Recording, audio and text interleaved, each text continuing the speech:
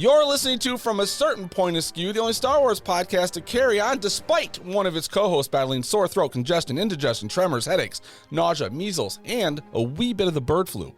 With a side dish of the sweats, cotton mouth, paranoia, and a whisper of syphilis. All right, I'm Jason the Angry Ginger Jedi Guy. I'm not the infected. That's my co-host. We'll bring him on in a minute. I'm broadcasting live inside Wookiee Studios, and we're here to talk all things Andor, before Andor, Season 2. Darth Mathias, how you feeling, man? This is just slander. I'm the healthy one here. But I was the one that talked first. Yeah, that's true. Did you get in the back to tank? Did that help? Yeah, I had to get about 3 of them. And you know what? The syphilis, ladies and gentlemen, want to let you know I'm clear. I debated between chlamydia, syphilis, gonorrhea, and I thought, let's go syphilis. Let's go with which one's the clap? I always like that nickname. Oh, man. Well, I'm glad you're feeling a little better. What are you at? What are you operating at right now? What percentage? I was like 85, 90. Okay. The nose is still, I just, before we got on here, cleaned out that tank. And then a little brain fog still, but I mean, the brain fog's kind of normal. So that's right. Oh, that'll be fine. Yeah. And you got, always podcast brain fog anyway. So it all blends together. Yeah. Mm-hmm. Last week when we were going to record, when was that? Or that was the beginning of the last Tuesday? I don't remember now. It was like I was getting hourly updates. I'm feeling okay. Well, no, I'm not. I feel like shit. I'll be fine. Hold on, let me get back to you. Well, I got to the point where I was trying to champion through it, because I would go to work and I'm like, I feel pretty good, but then it would go from I feel good to the batteries are fucking dead and there's nothing happening. I'm going home and I'm dying in bed. I appreciated the Twitter conversation you were having where you're like, I'm not going to use my sick days, for being sick. And I'm like, he's just going to go to work and get everybody else sick. Right. Well, and that's what everyone else at work does. I'm like, fuck you guys. And I had some good shifts where I didn't have a lot of patrol. One of them was a patrol day and that was bad. But I had a few shifts where it was just sitting in towers and stuff. So, I could go there and suffer a little bit on my own because I'm not in a room with anybody. But that's a long day. It fucking is. Oh, yeah. Man. Especially the first couple when you're in the middle, before you're over the hump and starting to heal. Yeah, those were the bad days. Yeah, the downward spiral of the cold is pretty terrible. I mean, that's why whenever it comes to being sick in any way, that when that sore throat happens, I just want to cut my head off. I'm like, I don't like this. I know where this is leading, and until the sore throat starts to go away, and I'm just down to cough and sneezing and all those symptoms, I'm not going to be happy. Yeah, I'd rather have the full, the body aches and everything. I'd rather, I think, shit and throw up than have it all in my head. You know what I mean? Yeah. And not all in my head, is it really here? No, it was there. But where it feels like your head's 3 sizes too big. Yeah. Well, but because also, like you said, you feel like you're progressing, you're moving forward. But the worst is the 3-day sore throat where you just know it's coming and it hasn't shown up yet. It's let's just get on with it then. Right. Yeah. What's this tease? Exactly. Let's do this. As you mentioned, we have a very Andor-centered show today, but also I think it's going to be Andor-centered for the next 4 months because we have a lot of stuff leading up to the show. A lot of Andor. The show itself, and then we're going to do a big wind down of the show by doing a very in-depth rundown of all the episodes and stuff. So a wind down by doing an in-depth episode. Yeah, however that fits together. Oh, yeah. Some words there that work together. If you would like to find our show from a certain point of skew.com, we're on Twitter and Blue Sky and Threads at FactPapod. You can email us factpapod@gmail.com, and you can leave us a voicemail 678-322-7277. And I wanted to give a quick mention, our Skeleton Crew giveaway we did. One of the 3 winners came forward. That is I Am Anakin's father. Very appreciative of our show. Very appreciative of the win. So I'm working on getting that prize out to him.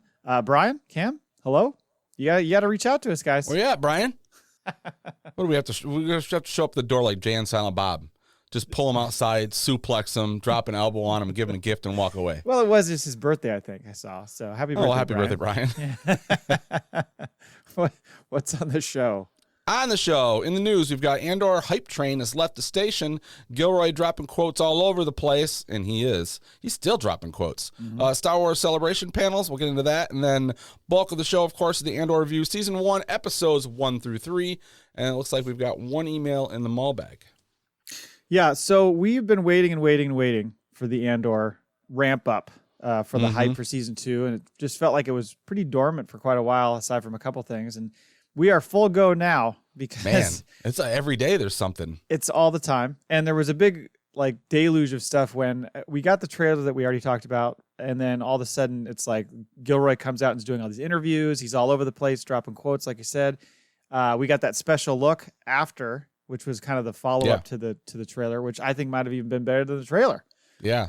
I want to talk about that first. There's really cool stuff in there. You know, Gilroy starts out, and part of it is talking about how like the story is bringing together all these various factions of the rebellion, and it would seem that, you know, they're making the Gorman massacre really a huge part of this season, right? And really the trigger that, you know, kind of kicks the revolution into overdrive.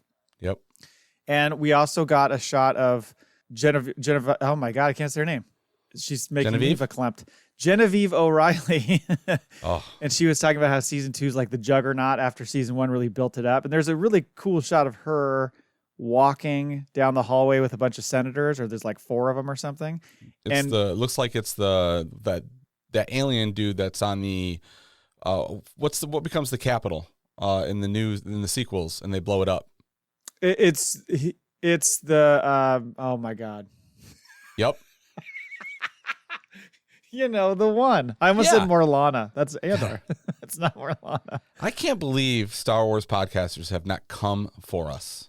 Like, what are you fools doing? You guys don't know what you're talking about. We love it. We just don't have it memorized. Well, there was, you know, what you also saw there was the tall guy. That was one of those Otagans, which whenever I see one of those guys, I think, oh man, a Thorian historian is going to lose his fucking mind.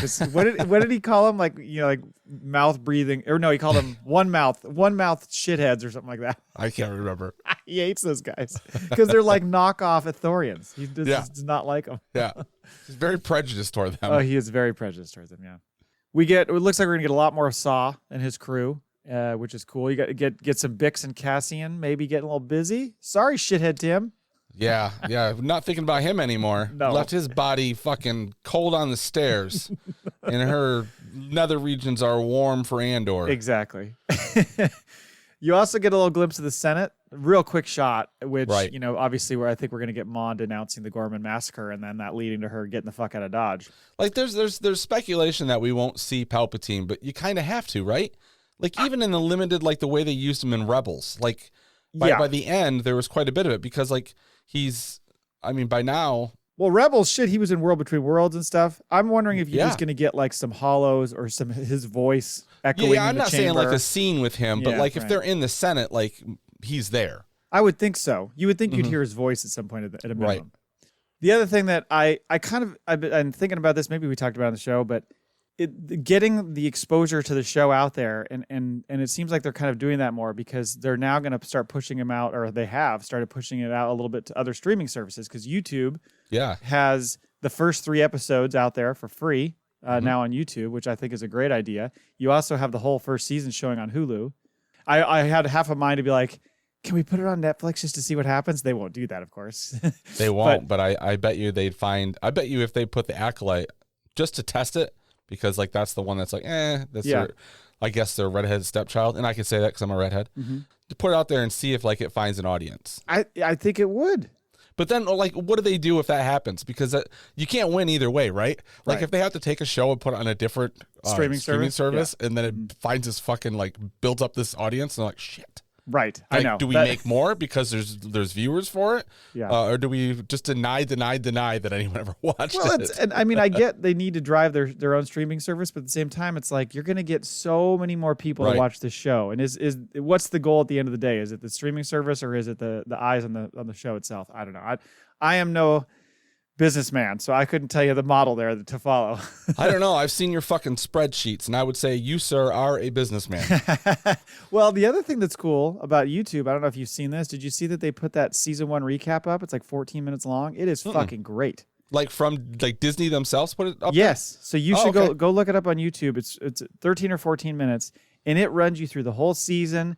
It's got, I mean, it really builds up the emotions of what happened in season 1. It's a really good primer going into season 2.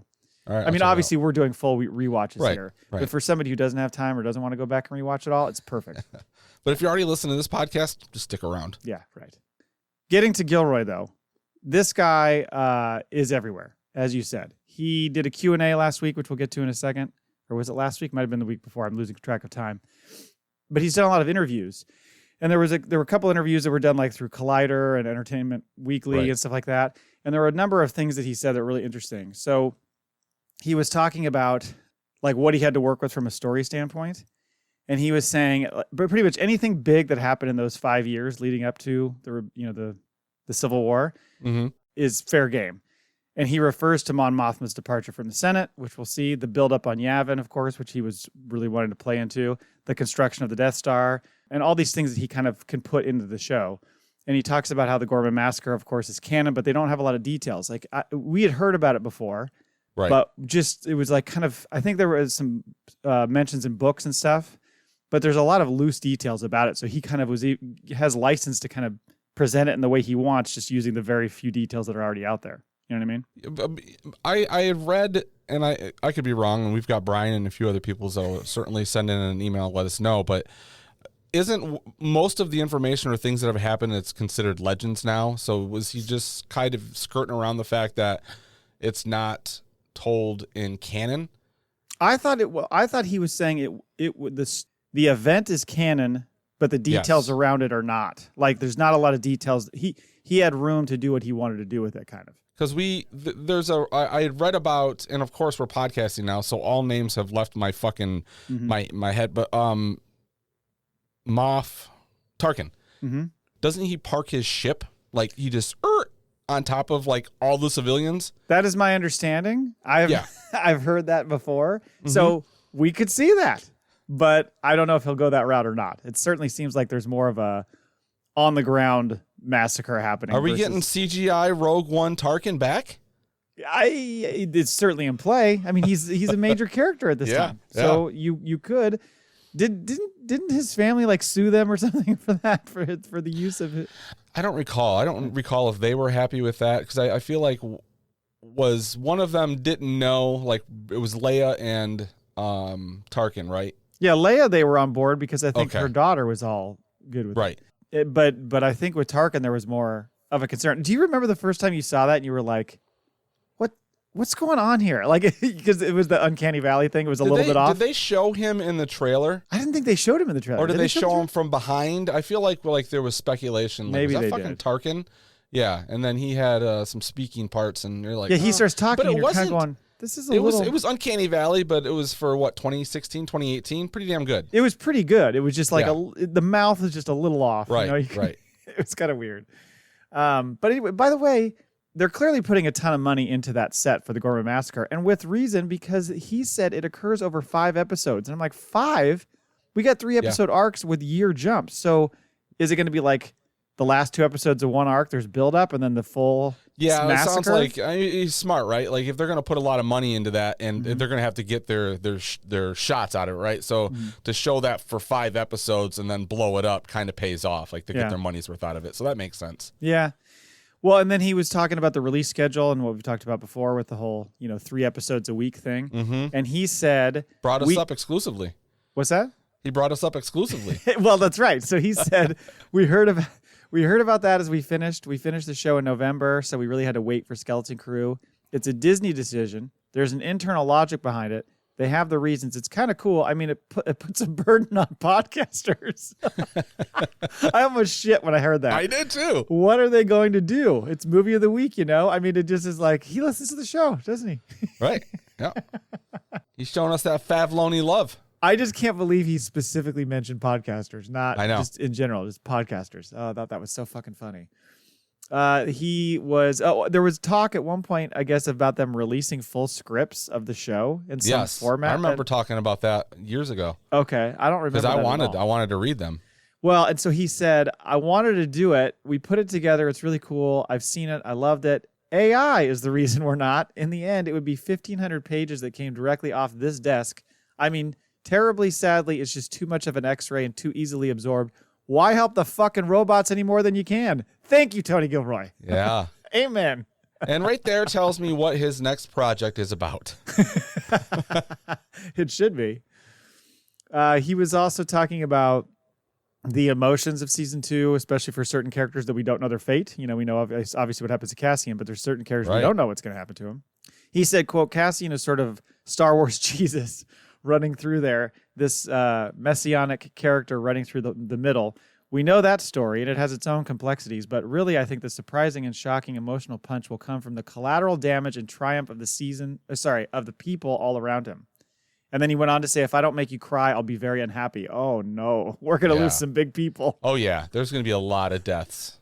I fear for Bix. I fear for, Brasso. I don't fear for her. I think she's going to come out. She's going to be one of the... I think she's going to end up preggy poos.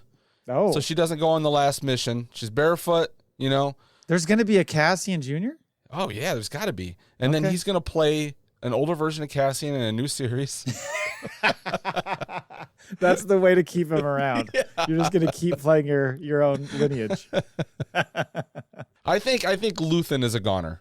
Oh, yeah. Sadly. I think there's no way Luthen survives. Yeah, my favorite character in the show, but He's great. I mean, he has to die, I think. I don't know how you keep him around. Right. And I think in order for Mon to kind of go where she's going and to take charge, like, he needs to not be around pulling the strings anymore. Right. And then what we're really going to see, though, is how does Saw get fucked up? Yes. I think you're going to see that. I mean, the intricacies of all those relationships of trying to pull those together is going to be really interesting. Like that scene that he had, even though it was a short one with Luthen and Saw last season in season 1, was really cool. And we're going to get, I think, a lot more of that. There's also that whole exchange that Saw has with Mon in Rebels. You remember that, where he's on Hollow talking to her and screaming at her basically about how like she needs to kind of do more. You have to go back and look at last that. Season. In the season of Rebels, they have this exchange. I think we're going to see something similar to that in this season. I think those two are going to finally come face to face. He's talking, Tony Gilroy, about his approach to Star Wars and inching closer to more familiar stories or characters that we've seen before. And he said, quote, "We would never add anybody for fun. We're not going to add anybody for a smile or a wink or anything like that. There's nothing in there that's some juicy tidbit just for the hell of it. Everything has to be organic." And then he goes on to say, that's been our attitude the whole way through, not to be cynical and to take it more seriously than anybody ever took it. We're trying very rigorously to be more serious about this shit than anybody ever has been. Wow.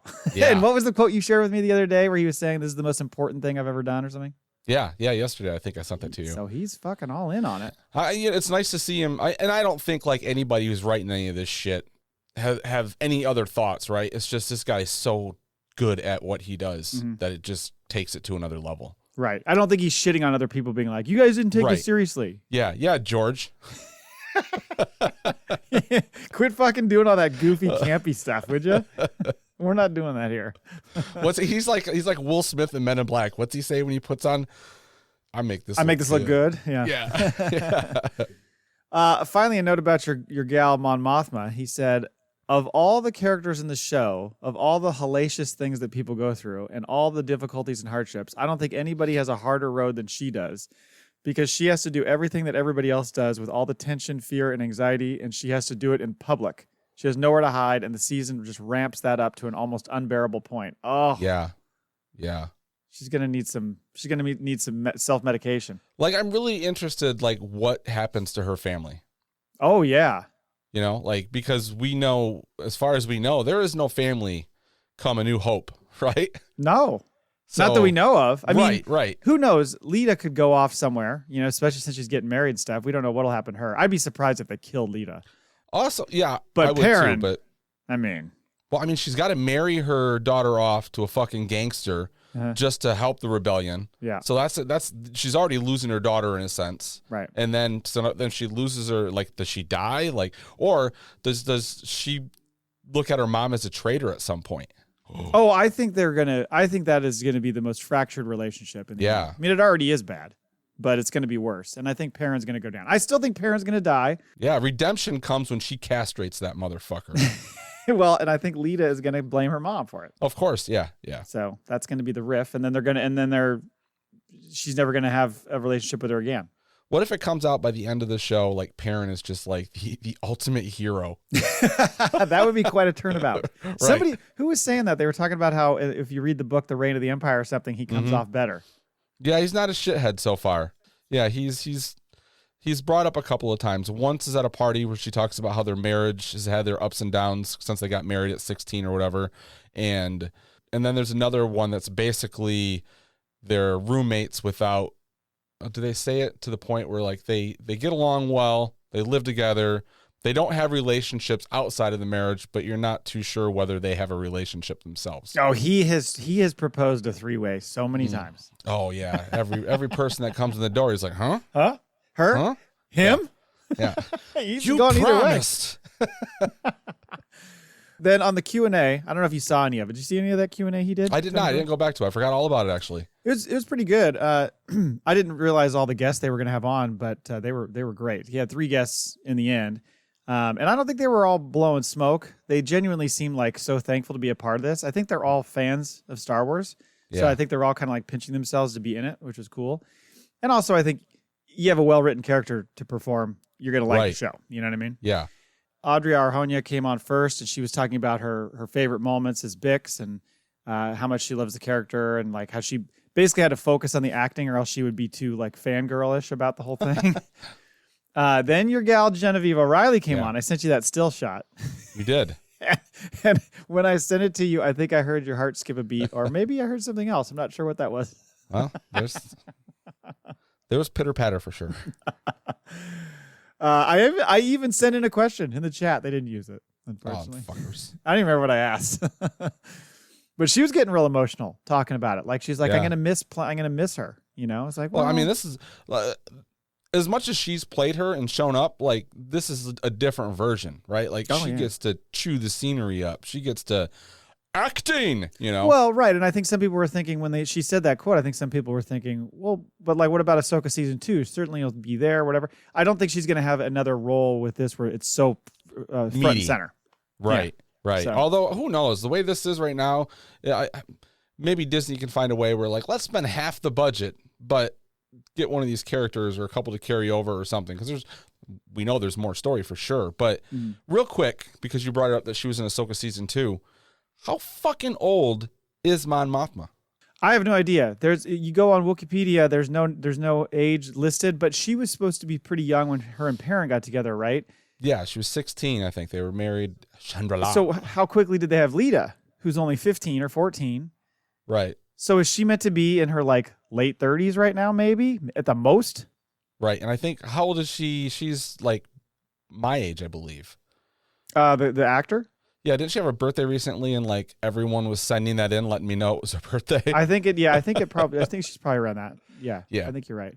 So yeah, I don't know. I mean, it's hard to gauge how old she is. I'm not sure, but I'm really looking forward to seeing her in season 2. She did such a great job in season 1. They also had Duncan Powell on, who was Melshi. He was on at the end as well. Yeah, okay. And he was talking about just like he actually was talking. They were getting into that scene I totally forgot about, which we'll get to as we get through these reviews.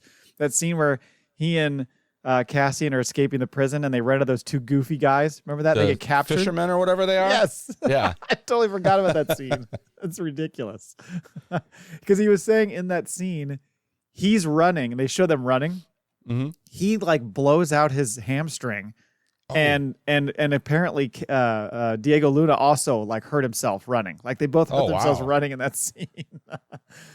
Anyway, that was kind of it. It was an interesting Q&A, and like I said, it's so cool to see them really pumping this show up because we just kept going like, at some point you got to do it, and we've seen so many times in the past where Star Wars has waited so long before they start like the hype train going. So yeah, it's nice to see it like full force now, but I think they're doing the right thing by like spreading the word. And even like there were people that did we talk about this in the last one where when the trailer came out, like people were upset with like the music and the way they were marketing it. This isn't Star Wars. I was like, they're not trying to get you. You're already a viewer. Like they are going after as much money as they put into this. They want every fucking eyeball on earth to watch this next season.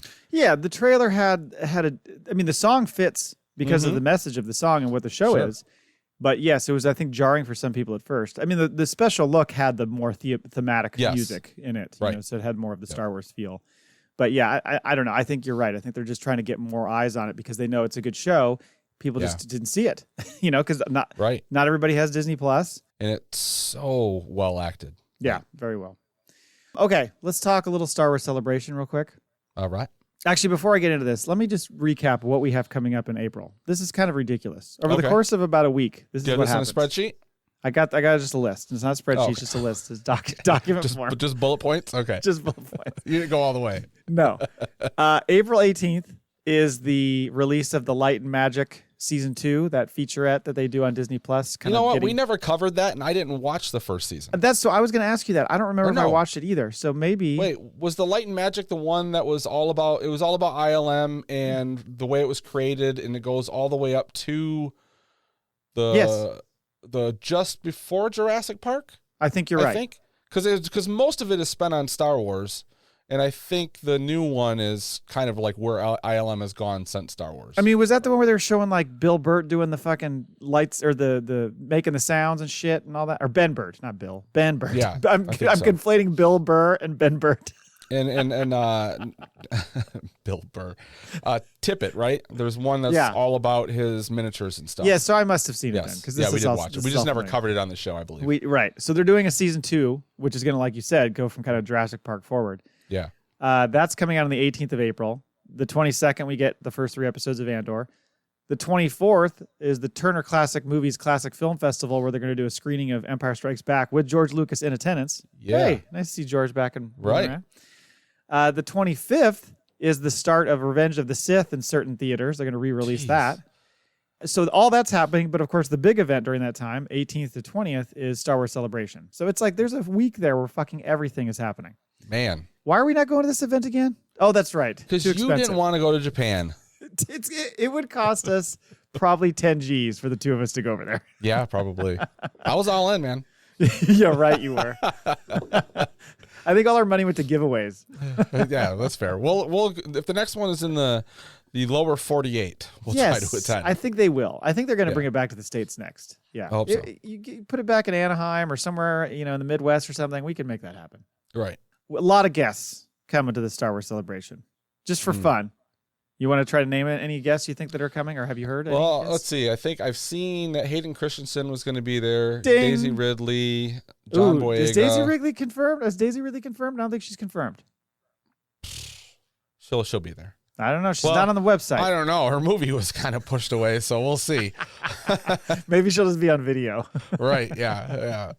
I'll play the part, but I'm not happy with you right now, Kennedy. Well, there's one person you have to guess every time. Anthony Daniels. Anthony Daniels will 100% be there. He must be written into like the Lucasfilm bylaws or something. I think he's got some sort of secret line on any event that happens, and he's like, "Guys, I'm coming!" Right? Like he just jumps in and like, "Sure, you can come, Anthony." Before the phone just keeps ringing and ringing. Right. So it is Ahmed Best, Alan Tudyk, Anthony Daniels, Ashley Eckstein, Daniel Logan, and Tamora Morrison, because I'll get into that in a second. Yep. Diego Luna, of course. Mads Mikkelsen, fucking awesome. Manny Jacinto's in there. Oscar Isaac's going to be there. Rosario Dawson's going to be there. Sam Witwer, maybe he's going to be there for some animation shit. Vanessa Marshall's going to be there. Maybe she's going to be there for some animation shit.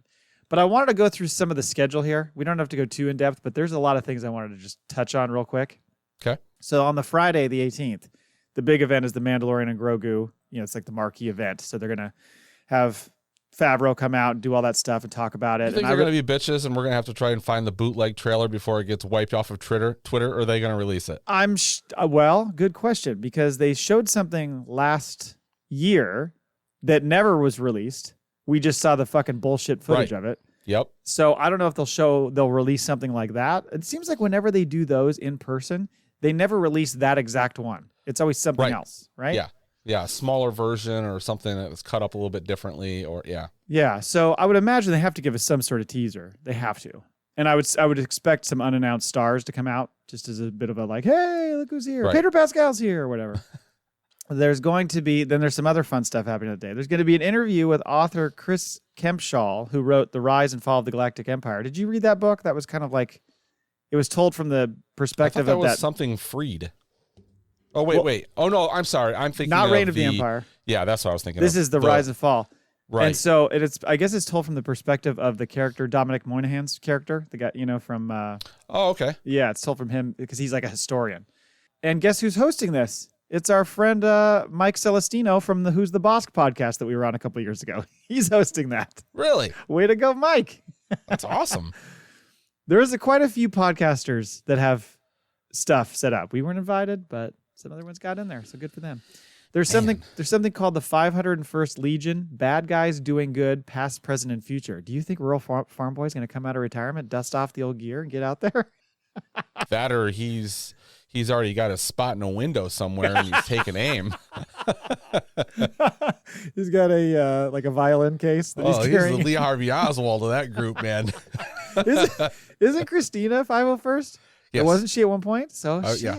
Maybe she needs to be there. They have an event called Star Wars TV ads over the years, and I can only assume a large portion of that is going to be dedicated to Cerveza Cristo. Yeah, hell yes. There is the Lucasfilm Animation's 20th anniversary. I'm excited for this because this is Filoni coming out, and they're going to like not only celebrate what they've done, but they're supposed to be talk about the future. Right. So I want 2 shows. Yeah, I think that's fair. One is going to be what we get, but I want 2. Right. And then here's a big one for you. So this is still Friday. Something called Senator Rebel Chancellor. Who is Mon Mothma? Okay. So she's going to be there then. I would think so. Like if you were in attendance and she walked out, I mean, you just faint. Oh, they'd have to keep me away. At this point, it's just taking on a life of its own. Like that event would happen, and there'd be like security in the back going, "Watch the guy in the front. See him with the glasses." I'm the guy that's like crying like Britney Spears. What's that on YouTube? Where I'm like, she's all of them. There's gonna be like 2 dudes dressed as stormtroopers who walk and stand next to you right before she walks out. You're like, "What are you guys doing?" Nothing. You keep your fucking seat. You think they'll reference our recent FACMA story at the that event? Maybe. I think they should. They should. Yeah. Okay, that's it for Friday. Well, I mean, there's a lot more. That's a packed event, man. That's a lot. Saturday, you've got the Andor event, so that's going to be pretty sweet because I'm sure you're going to get heaps of actors there. I don't know that they're going to show us anything new since the show's coming out 3 days later. I bet you they're going to show the first fucking episode of those people that paid to be there, though. They are. I think they're supposed to show the first episode later in the day or something like that to a select audience or something. Yeah, wow. So they're going to see it a little bit. I mean, it's like 3 days early or whatever. Sure. So there's going to be an Ahsoka panel. So I'm assuming we'll maybe get a hint of like when season 2 might come or what's it going to be about, I guess. I mean, because they have not done one of these in a long time. Like, we need to get a lot of information. This is a big event. 2 or 3 years, right? Yeah. It's been, I think, was it 23? Was it 23 they did it? I think so. I can't remember. And that was at in London? London. Right? Yeah, I believe so. Then we've got a conversation with Oscar Isaac. What the hell does that mean? I mean, it's the 10th anniversary of Force Awakens. What's he going to come out there and say? Is he going to tease getting back in the jumpsuit? I think so. Yeah, I would think you have to. I mean, he's going to get asked that question, right? He's going to be kind of doing the whole like, I don't know. Ooh, let's show you a clip. Sunday, there's a first look at Star Wars Visions Volume 3. So, and which makes sense because there's so many, it's all those Japanese studios doing this season. So you would and it's going to launch on May the 4th probably. So I would imagine that would be a good time to do it. There's something called Padme's Closet. Whoa, easy now. Wow. Okay. I know we want to show off all her great outfits, but there's some stuff buried in that closet. Right. I mean, senators get lonely. That's got a meaning there. Yeah. Be careful. Right now, animated Anakin is pissed. Oh, of course he is. Yo, who's going to come out of that closet? It's going to be what's his face. God damn it. I wish we knew names. The guy that she was flirting with or whatever. He's I can't remember his name. God, I can't remember his name. He's going to come out of the closet holding a lightsaber vibrator. And then there's one called Droids, Artificial Intelligence, and Sentience. No thanks. Not interested. Nope. Yeah, your butthole just puckered up. It did. And finally, there's one called The Fett Family. That could be fun. It's Tamora and Daniel Logan. Well, if they're known for anything, it's, family. Sure. Yeah. Quite a bit there. No mention of Skeleton Crew, which we thought, if we don't hear anything at this event about Skeleton Crew Season 2, is it doomed? I don't know. No, I mean, other than like Ahsoka, there's no real hint of any other live action series on Disney Plus coming. So are we going to get some surprises? I don't know. Do you think we'll get any news on the Levy movie? Any tease on it? Will he come out? Going to be, if anything, I feel like, that's like they got to talk about something. Like we know a second season of Ahsoka's coming, so they'll talk about that there. But we don't have, other than there's confirmation of the Levy movie, we don't really know anything, right? No. So if the hiring of Ryan Felipe is real,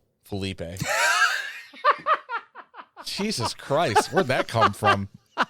Now There's that so many would be of a them. twist. To be fair, yeah, it would be like Wow. Gosling turned it down, so they had to go to they had to drop a foot and a half and go to Ryan Felipe. We couldn't get Gosling. It's Yeah. going to cost us about an eighth of the price to get Felipe. He is champing at the bit. He's ready to go. Fresh from the USA TV show The Shooter, based on the Mark Wahlberg movie that hasn't been on the air in 10 years, Ryan Felipe. Hey, he was great in MacGruber. I didn't watch that. It was. I mean, he is a good actor. He's fun to watch. It's just hilarious that you. But said that was his name. yeah. Oops. Boy, watch he gets cast though. Watch, like there's a premonition. If that happens, then people need to sign up for your newsletter. I'm holding up. Yeah, there we go. Yeah, I wondered if they would have him come out or make any mention of it, at least Levy, just to kind of tease it. I mean, it's kind of like when remember how long ago they had Jude Law come out as a tease for Skeleton Crew? It was like way in advance.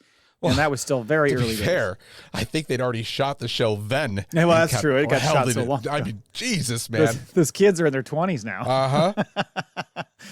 Uh-huh. But no new Jedi Order, no Dawn of the Jedi, like none of that stuff. I don't know. I'll be sad if they don't announce a second season of the Skeleton Crew. I would like to see that. It was a fun show. If you're going to give me one of those things, that's the one I would ask for, because the other stuff can all come in time. That's one that I worry that if the longer it goes without any sort of word on it, the more likely it is they're never going to do it. All right, well that's it for that. We're already 40 minutes into the show. Let's get into Andor season 1. As we talked about, we're going to go back and look at each arc. By the way, I was looking at the arcs and I was like 1 through 3. I thought it was 1 through 3, 4 through 6, 7 through 9, 10 through 12. It's kind of more like 7 through 10. Like the last arc is just 2 episodes. So there's a little fatter arc in arc 3, because there's kind of that one episode 7, I think it is, that transitions them from Aldhani to the prison run. And then that's 3. That's the 3rd arc. Yeah. And then the last 2 episodes are Ferrix. Okay, yeah. The bricks and screws and shit. Yep. Yes, back on Ferrix. Yeah. Yep. So we're going to cover the first arc today. And by the way, just kind of overall, looking back on the show, because I had been wanting to rewatch this show forever. Obviously, I saw it like probably 3 times each episode when we first did this. But I hadn't gone back in quite a long time to watch it. So it was cool to go back and finally sit down and get back into it for in full. And first of all, that came out in September of 2022. That's a fucking Is that when long it time. launched? Yes, that's when that movie or that show first came out. Holy shit. So it's been a while. A couple other things that just like the scale of Ferrix really shows. Like they built that city for that particular show. For the Andor show. There you go. Hey, we need to start doing that. Albums, Star Wars albums. You can see why it cost $90 trillion to make this fucking show, because just to build that out. Because I was reminded of that scene, the scene on her funeral, obviously the end of the show. Maarva's. There is a shot where they come from behind and go all the way through the city with all these people lined up, standing on the top. What? We got kids that listen to the show. No, we don't.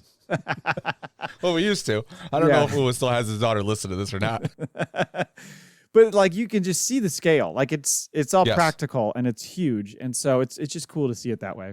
By the way, I remember at one point, I can't remember if it was during Andor or just after, there were people complaining, because they do, that like there weren't enough aliens. It was like way too humanoid focused. There's a lot of aliens. You know what? I was thinking that when I saw that. The show there's just enough to be like, oh, we're in a different universe, right? But there's way more than I recall. Yeah, I felt the same way. I was surprised. I was like, actually, they're kind of everywhere. Mm-hmm. Maybe not as front and center. Maybe there's just not as many main characters that are aliens. Maybe that's the deal. It's funny to think about how Cassian's radicalization, I guess you would call it, comes down to him being hunted down by a fucking corporation's security force, by the way. Yeah. It's like we're not going to throw you in the deep end with the Imperials right away. We're going to start with this like basically fucking rent-a-cops that are going after. Yeah. They're basically one level. I guess they're like the in-between, right? Because they recognize they're part of the Empire, right? But what is it? They're so far out. They're the police force. Yeah, they're under the whatever. They're kind of under the umbrella of the Empire, but they have to. They're given authority to run that system themselves. What an excellent fucking introduction. And I know we've talked about it several times, but Cyril's like, just that conversation with him and his boss. Yeah. And the back and forth, and you get everything that character is by the one line from his boss saying, "Did you alter your uniform?" Right. He's like, just a couple alterations. But you look and everyone else has got like saggy sleeves or a little baggy in the ass or whatever, and this dude's fucking tight. Right, because it's like everybody's using the standard issue bullshit uniform. Right. And it's funny because it hits him in the moment. He's like having this conversation, and all of a sudden he goes, wait a minute. Like, what am I looking at here?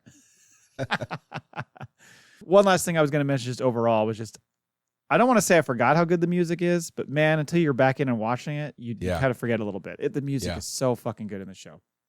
So we're not going to do like the full blow by blow. I kind of want to go, we'll go through it in general, the storyline. Sure. But I want to kind of recap and kind of go back through that stuff because I forgot some of the stuff.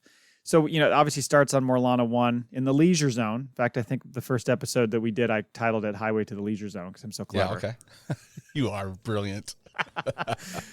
Cassian's looking for a girl from Kenari, which is his little sister. We get the backstory a bit in a bit on their relationship and all that kind of stuff and how they got separated. But, because Maarva later claims everyone on Kenari was killed. But is that story ever going to come back around, or is that just to set up his character? One of the things I wrote down in the notes was because it makes sense. Like that was something that he was doing.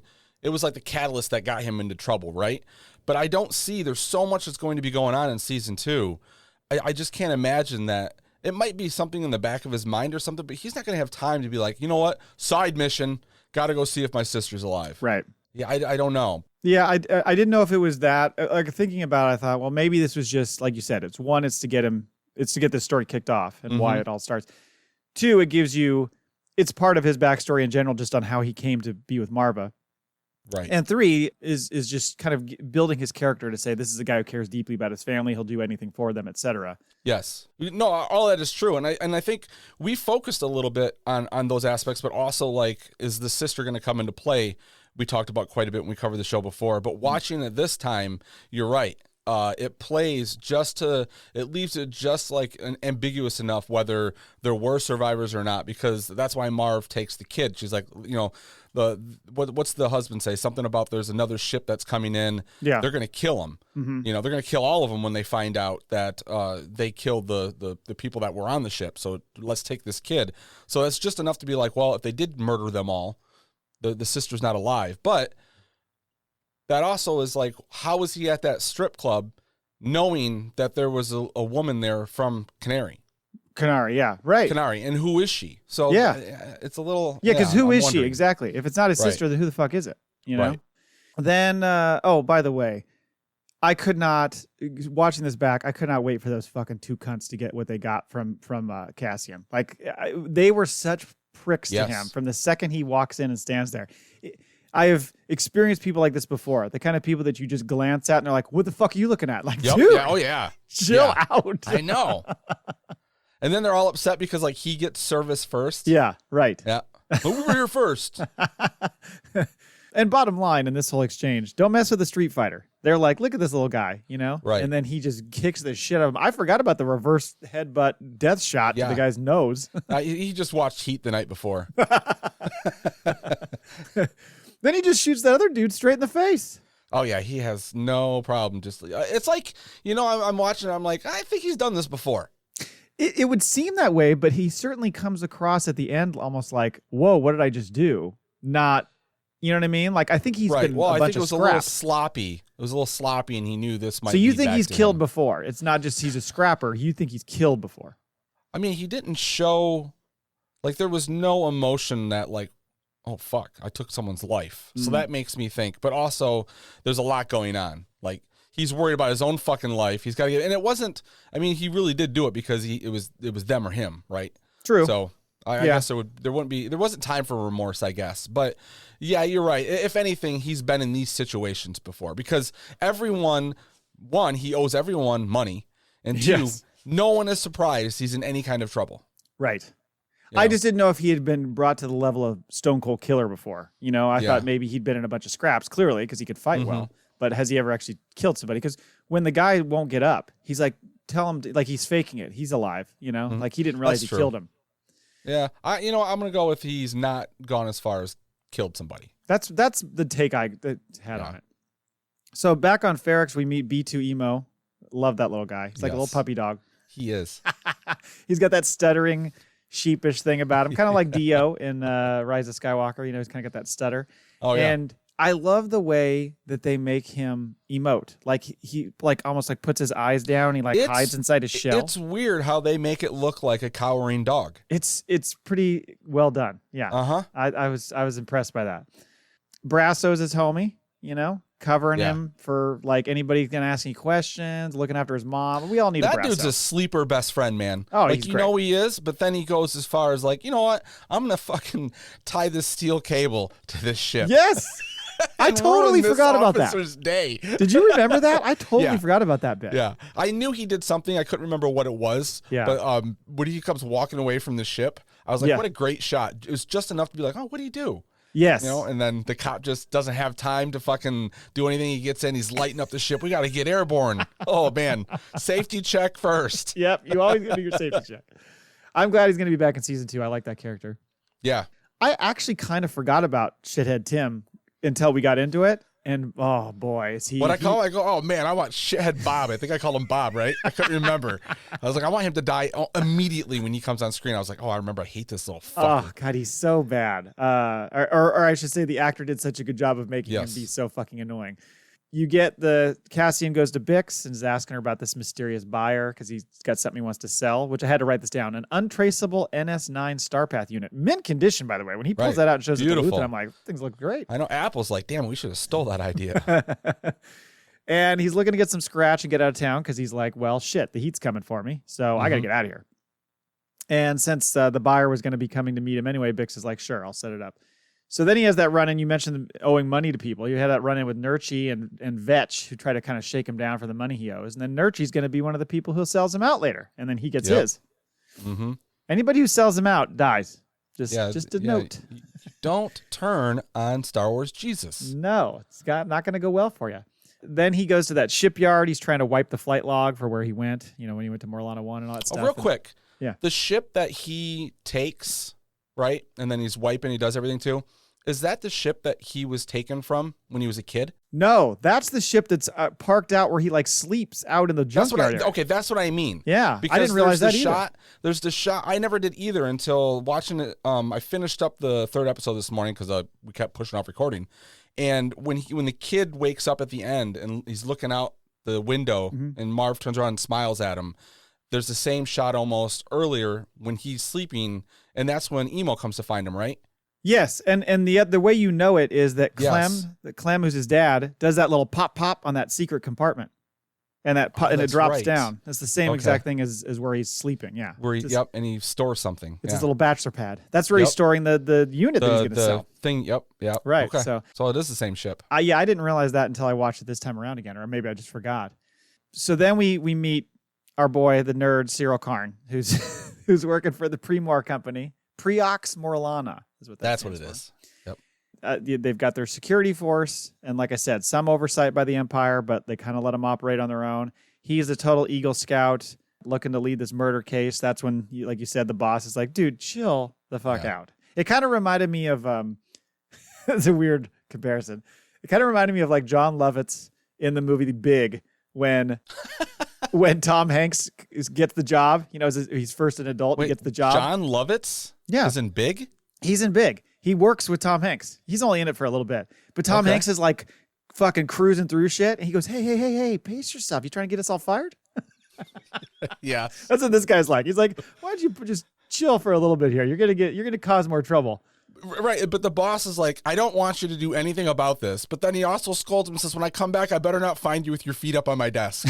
So like, right. What do you want? What do you want? Yeah. Mixed messages, dude.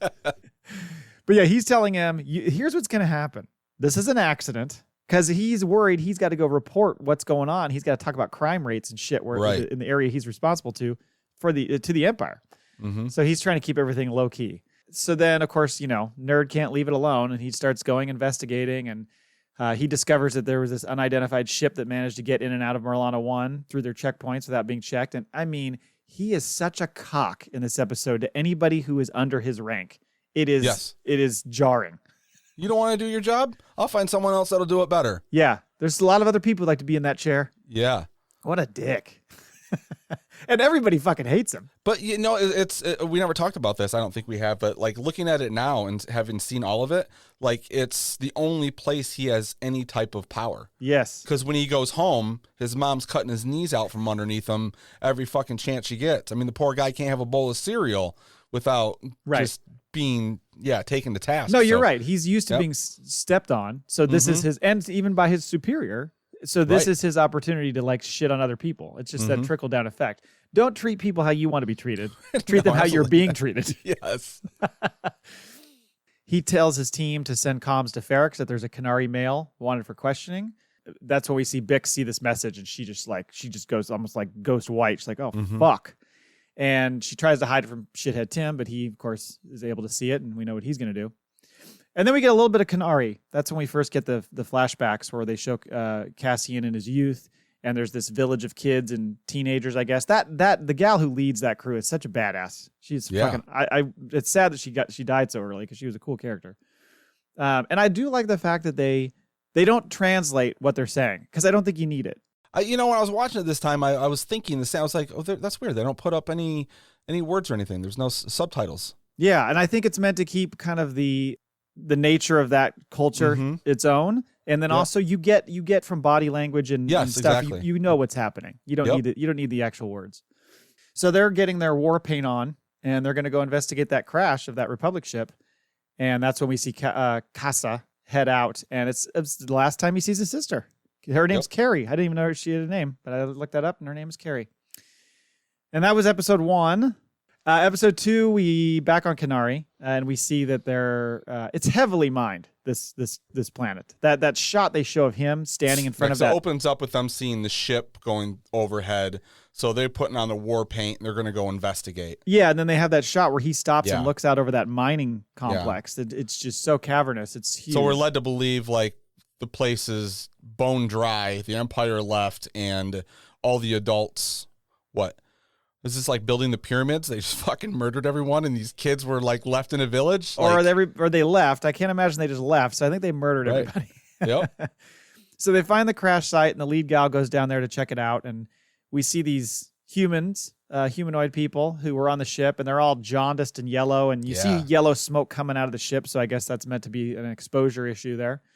So as she's looking around, she's thinking they're all dead, but one of them gets back up and shoots her in the back. Surprise, motherfucker. Surprise, motherfucker. But he gets blow darted to death after that. Oh, man. Death by a million. He got to take like 57 of them before he goes down, though. I don't think they were doing much damage. These toothpicks aren't doing shit. And then he's like, oh, someone poisoned a couple of these. So the tribe picks her up, hauls her away, but Kassa's pissed. And he's looking in that portal to the ship. And he's like, well, maybe you want to go see what's going on in there. So then we go back to Ferrix. We meet Maarva. And she shares the wanted notice for a Kenarian male with Cassian and starts freaking out. Like, who would know? We always said you were from Fest. Who would know that you're from Kenari? Right. And they're like kind of doing stuff in their head. And then he goes to meet Bix at the bar later. Excuse me? Binks. There you go. And she says that the buyer's coming tomorrow. But of course, jealous Timm is over there getting drunk, watching this happen. Creeper. Just fucking eyeball. Yeah, he stalks her. Yeah. And then she's like, well, I stalk her. I'm going to order a drink at the bar. Yeah, or 6. I mean, he stalks her He stalks her the whole first arc. It's always him like chasing after her, seeing where she's going. Why aren't you with me? We promised to be together. God. She's like, once a week, dude. We had a rule. Yeah. This is the rule. So he decides to, as in a drunken stupor, anonymously tip off Cassian to the Pre-Mor folks, who are looking for him. And what's his reward? This giant piece of shit. No, he gets to fuck Binks. Oh, he gets laid. Okay, hey. Wasn't there a scene?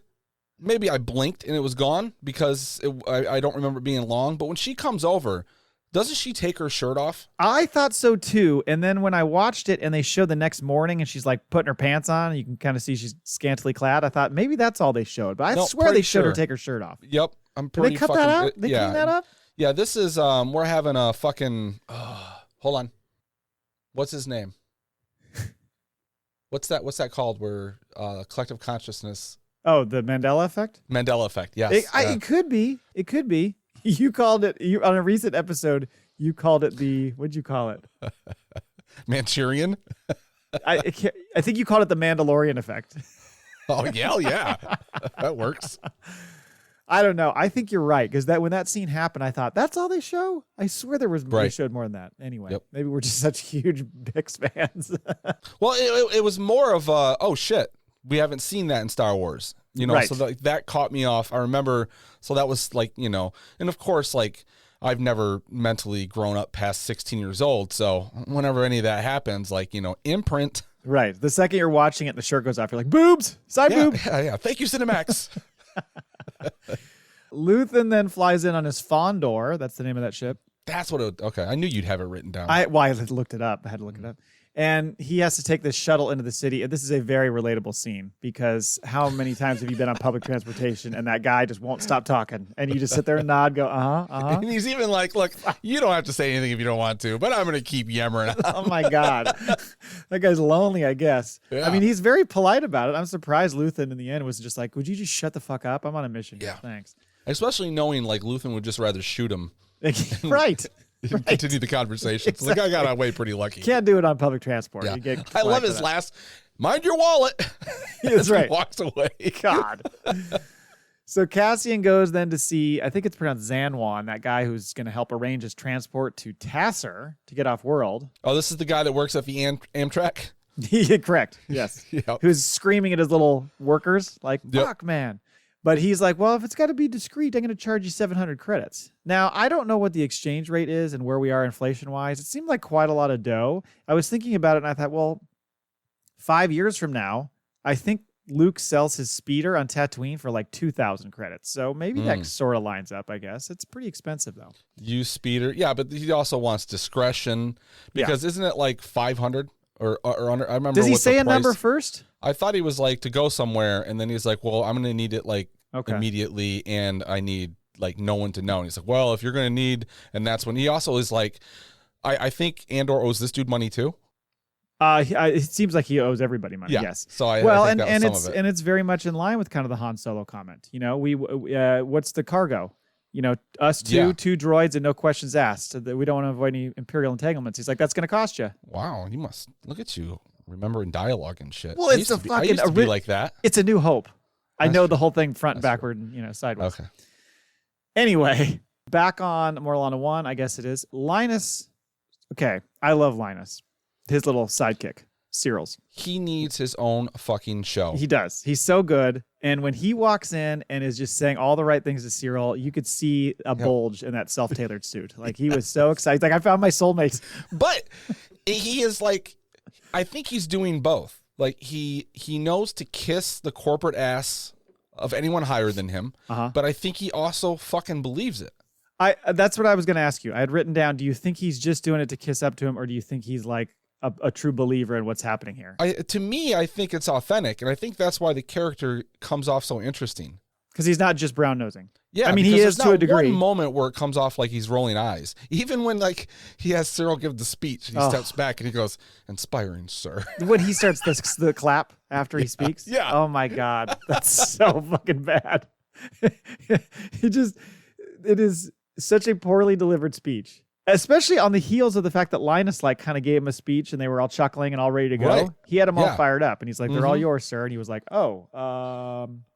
this is important. It's like he's pulling lines from different motivational posters that he's seen around the office. Hang in there. Right. Oh, man. So that's episode 2. Episode 3, we're back on Kenari to start, and that's where Kassa sneaks into the ship and he finds more jaundiced dead people. Mm-hmm. It's about that time we see Maarva and Clem show up. I had to look up Clem's name. I couldn't remember his damn name. They find Kassa smashing up shit. He's just beating the hell out of that room. Yeah, he's in one of those break rooms. Yeah, right. And that look on his face, Kassa's face, when he sees B2 Emo roll in, like, what the fuck is that? I'm already in a spaceship. I don't know what the fuck I'm in, breaking shit. What is this? Yeah, what is this thing on rollers? This makes no sense. And then Maarva and Clem, they're talking about how this Republic frigate is approaching. They keep calling it the Republic. So this is pre-Empire or right about the transitional time-ish. We don't know exactly when it is. Well, Empire, Palpatine's already, Order 66 has happened. Has it? Right? Because this is, We don't know what the time is. You would think that has, but I don't know because this is 14 years after. The main plot starts 14 years after Order 66, right? The main plot. The main plot of the show, when Andor is going to Morlana 1 and killing fools. Right. That's 5 BBY. Yes. So, okay, so you're saying him as a kid, have they? I think it's very close. I think it's around that time. Yes. But they are calling it a Republic frigate. They're referring to it as the Republic. They're not calling it the Empire at this point. Okay, you're right. So yes, it has not happened yet. I don't think so, but I think you're on the verge. Anyway, they're thinking, like you said before, they're there to like scavenge parts, and they're like, these people are going to come down. Well, and by the way, so if they're scavenging these parts and they've just shown up very quickly after this thing has crashed, did they shoot the thing down? I think that's what we're led to believe. That's what I was trying to figure out is, did they shoot it down, or are they just like noticed that it was being shot down, or were around and saw it, and then they're just scavenging? They were there pretty quickly. They're there real fast. Yeah. So you would think that they shot the ship down. But their ship was like, they could have parked it in the back end of the ship that crashed. Oh, easily. So I'm like, I don't know how they... I don't know how they worked that out. It's a little vague. Either way, they were there at right time. They're opportunists. Yeah, exactly. So Clem, like you said, tells Maarva, you got to leave him because he's got people here. Like, we can't just take this kid from his home planet. And that's when she's thinking, well, they're going to find him. They're going to kill him. So she hits him with the Drowser, and away they take him. Yeah, wasn't this like when we worked this show last time? Isn't this where I built up like she's basically child trafficking? Yes. Oh, no, I think they're full on putting it out there to be like, should she have taken him? I think it's very gray, but I think that she's not lying to him or herself by saying, I'm not leaving this kid here because I'm leaving him to die. Right. Also, I think maybe Clem, he's got some bad swimmers, and she's always wanted a baby. Gonna put this on Clem? Yeah. Maybe it's her. Maybe she couldn't get pregnant. I've been around the internet long enough to know who to blame this on. He's like, I went to the doctor. They said my swimmers are fine. I don't know, man. They didn't want to go IVF. Nope. So back on Ferrix, Luthen goes to meet up with Bix and she tells him about, Cassian's situation and all this stuff and where he'll be. And then meanwhile, they show Cyril and Linus and crew arrive. Now, Cyril looks like he's going to crap his pants when he first lands on that planet. Right. He looks very uncomfortable. But by the time they get to Maarva's place, he's in full asshole mode. Like, he shows up in full, like, Nazi mode. And he's like, we're here to issue a warrant for Cassian. And they just turn the place over because Maarva isn't saying the damn thing. I love how Marva's like, I'm going to close the door now. He's like, no, you're not. Yeah, I know. Foot in the door. Slaps her arm and we're coming in. So she's not saying a damn thing. But then B, we'll just call him B, the droid, left his goddamn speakerphone on. So I know. Can you not get a transmission just electronically? So they all hear Cassian talking to him. So they know where he is. So they know where his position is. They're going to start going there. Bix learns that shithead TImm is the one who sold out Cassian. And let's just say, I hope you enjoyed last night, TImm, because you ain't getting late again. And not just because I know you're going to die. She wasn't going to give it up after that point. Right. So are we led to believe that she drunkenly let it spill? To him? Because she's like, did I ever tell you that Andor was from Kenari? I don't know if it was drunkenly, but she certainly mentioned it. Yeah, so he knew well enough, but he was like, I don't know how to answer this. Yeah. And she's like, you will never. I thought it was well acted. Like when him being all sheepish, kind of being like, sorry. And her just having that look on her face, like, are you fucking kidding me? Mm-hmm. Like, you sold out one of our. You don't know who you're fucking with. Well, because, and it's something we're going to experience here in a second, it's a tight community. Like, everybody kind of supports each other. As much as they're shaking him down for owing money and there's all those kind of ins and outs. To outsiders, it feels like there's a camaraderie there, right? Yes. So I think she's kind of like, how dare you do this, Well, it's kind of like I can pick on you, but they can't pick on you. Yeah, exactly. Keep it in the family. Yes. Right. I can beat up my little brother. You can't. Right. Because, the second shit goes down, man, they all break out the fucking grill pots and pans, fucking triangles and just, yeah. Well, and as much as she hates him for doing it, she's very torn up when he gets killed. So she still, has some feelings for him. Mm-hmm. So then we get this meeting with Luthen and Cassian, which is really great. I kind of forgot how great it is. And we get that great line from Cassian talking about how the Imperials and how fat and satisfied and arrogant they are and all that stuff, and how it's easy to just kind of sneak in there like a service worker and they don't even notice you. And then that's when Luthen drops the, as they go along, just to rile him up, just to poke the fucking bear. He's like, didn't they hang your dad up on Rick's Road? Yeah. Dude. Well, he was also, I mean, for us, that gives us more backstory, but also proves how much he knows about him. Right. True. Yeah, because he did say, I know all about you. Yep. Well, he definitely pushed a button because Cassian pulls his dad's gun out and sticks it right in his head. And then Luthen's showing all this kind of salesmanship off. He's selling Cassian on coming with him. You know, mind you, Cassian doesn't have a lot of options. It's like, I gotta get out of here. They're so quickly whatever. dwindling. Yes. I don't think that one dude's gonna get me off planet at this point. They do manage to get out of the building despite heavy fire from the corpos. That whole scene with all the pulleys and objects falling and stuff, that was really well orchestrated. Yeah. Oh, and I love, by the way, how Luthen starts doing like spy training with Cassian. Rule 1, never carry anything you can't control. Before this, because you mentioned all of the things dropping, watching it this time, did it seem like some of those things were dropping for no reason at all? Oh, here we go. It's the Go back and Force. watch it. It's the Force. Go back theory. and watch it. You still think he's got the Force, huh? I never noticed it until this one. I'm like, why are all of these fucking... And like, it's not a chain reaction. Are we led to believe that? It's a convenient chain reaction. Right. And timed, and all of a sudden more are dropping. And then when he wants to finally, I got to go get the thing, more are dropping to the point where like they can't even go get it. Let's get the fuck out. I don't know. I think we're all going to look back on this and say, Ginger, you were fucking right. You've been saying it from day one, so Yeah. I'll give you credit if it comes to play. I still don't think he has the Force, but you do. That's fine. Yeah, so he says, rule number 1, never carry anything you can't control. He's talking about the comms device that he had to track him. And then he goes, rule number 2, build your exit on the way in, because that's where he put the explosives on the door. It was very much like a Redford Pitt moment from Spy Game. It's like doing the step-by-step rules of how to do it. Yes. All the while, by the way, the entire town, like you said, is banging on pots and pans, warning everybody that it's coming. You see the local spirit of Ferrix, which we're going to see a lot more in the final arc when they all kind of come together. Eventually, we get this scene with Cassian and Cyril because he catches him hiding in a building. And I think we talked about this at the time. I love how in the background, Luthen's like, kill him. Kill him. Yeah. And then like a second later, he goes, I'll kill him. Yep. Oh God, Luthen kills me. And how do you convince Luthen to be like, you know what, we're gonna hog tie this bastard and leave him here? I don't know. Like, I feel like that's a conversation that was left on the cutting room floor that we need to see, because for these two guys who don't know each other, I don't feel like Cassian had it in him or the capability to fucking convince Luthen not to kill this bastard. Honestly, I could see them doing that scene and Luthen going to like get the ropes out and going, oops, and just shooting the gun right in his head. Oops, sorry. Yeah. Or just fucking shivs him. I guess we don't need the ropes anymore. Yeah. Let's go. We don't have time for this shit. I don't think he's going to make it. Do you still want me to tie him up? Yeah. No. So yeah, they just tie him up, get some information out of him, and then head out. Kind of forgot about the little dummy car trick where they load it all up with explosives. Oh, yeah. And send it all down. Kind of sort of forgot about that. And like you mentioned, I forgot about Brasso tying up the ship. That was pretty cool. And in the end, the carnage allows, Cassian and Luthen to snag that speeder and get the fuck out of there. But all told, really cool scene with all those elements happening. The quiet thing that happens when she says there's a reckoning coming, and then it gets real quiet. This episode, and I'll go into it a little bit more, but this episode out of the 3 was because from the start, going back and watching it now, you notice like there's a ticking clock that's happening, whether you realize it or not.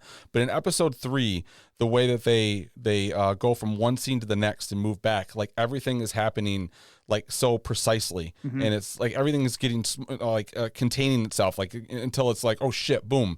Like they do such a fucking good job, and going like I want to call it one of the most perfect pilot episodes, but it takes all 3. But like the way they introduce every character, the way the conversation's happening, the way like whenever anyone has a question, they don't answer it, but they give an answer through their mannerisms or the way the dialogue progresses the story, but the answer is in there as well. Like this is so fucking perfectly crafted. Like I can't get over how amazing it is. There's a little bit of exposition, but not a lot. You get a lot more out of just like you said, the way they're acting and talking to each other versus them going like, "Remember that time?" It's less of that and more. You know what I mean? So yeah, you're right, and you're right. That whole ticking, that kind of slowly building, and then her saying, that's a reckoning and all that stuff, and the pots and pans banging, and then everything just stops, and they all start shitting bricks. And that moment where like Linus is up on the the upstairs part of that thing, tapping on his gun, waiting for something to happen. Cyril's shitting his pants. Like it all So kind of good. builds up so well, the tension. So anyway, after all that happens, you do see these scenes on Canary as well, where you're getting these parallels of Maarva whisking Kassa away from the Canary, and then As he's also trying him to getting whisked escape as away an by adult, Luthen. yeah. So the same thing, same.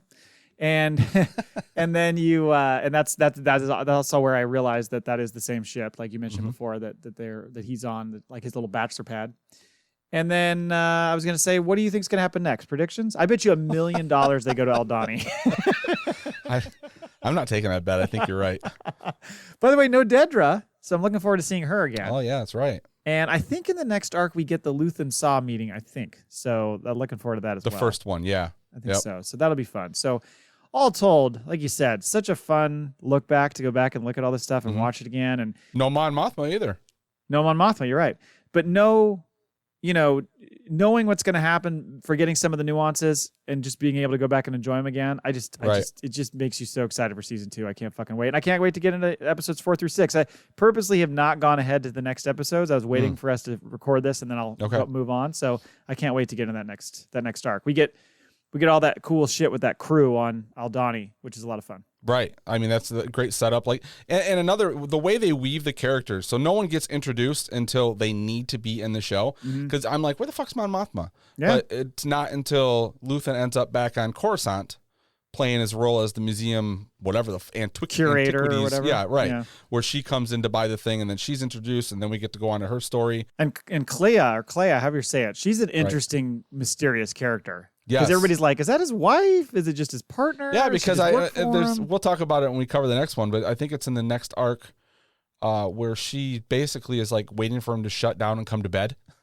Yeah, like there's something there. It's kind of unspoken, but yeah, I don't know what's going on there. And she's very cold-blooded because she's the one who eventually tells Vel to kill Cassian.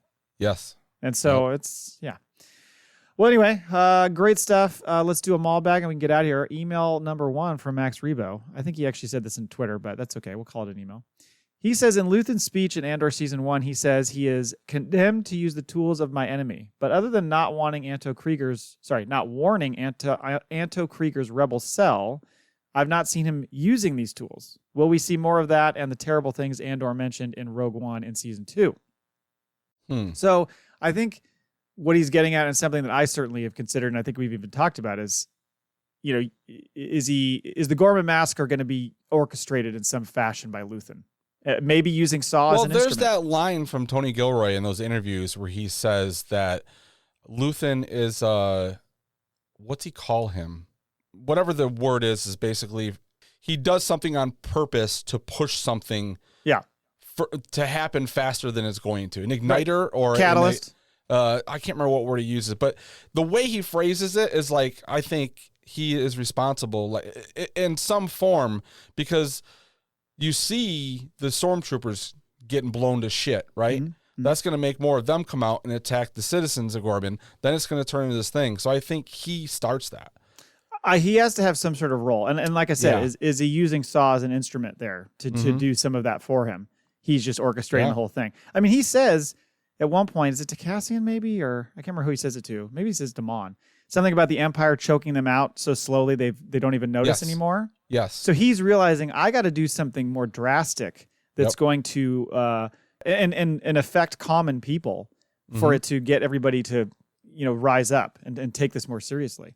Because he sees, like he says with Cassian, like people taking scraps and just doing what they can to survive. But he's like, I got to kick this shit into gear.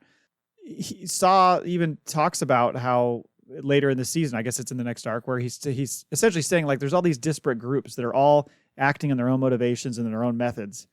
How the fuck are you ever going to bring all that together? It's kind of what he's saying. Because he mentions all those groups. Remember, he's like listing them all off. Yeah. And I think that's where Luthen's skill is he's going to go, I have to find things. I have to make certain events happen that's going to get all these groups to be pissed off and then unify to come together for a common goal, even though they don't have the same eventual goals in mind. Which he won't be there to witness when it happens. Because which is part of his speech. That's part of his speech. Exactly. Yeah. So, and I think like condemned to use the tools. I mean, like some of it's just the fact, like the way he's thinking or the way he's doing these things, or he's already pushing Mon to for funding for this stuff. Right. He's the way he's got fucking sleeper agents within the Empire already, and he's using them. Like the guy he's having this speech with, like he's blackmailing him. And literally, if you want to take it that way too, he steals their shit to use against them. Yes. So there's that too. Mm-hmm. But it's the whole like unifying the group. You know, I mean, I think there's a quote that's in the trailer, maybe, or maybe it's in the special look from Mon Mothma, where she says, "If we don't stand together, we'll be crushed." It's the same concept. It's like we've got to find a way to bring everybody together, you know, to fight together. You see it in Rogue One when they're all having that meeting before they're going to go off to Scarif, and all those different groups are like, "We can't." Like, what are we talking about here? They're not on the same page. Not yet. They will be. All right. Thank you, Max, for that. And that's it. That's it. All right. Well, thanks again for listening. Until next time. Laugh it up, fuzzballs. We are spoken. See you next week.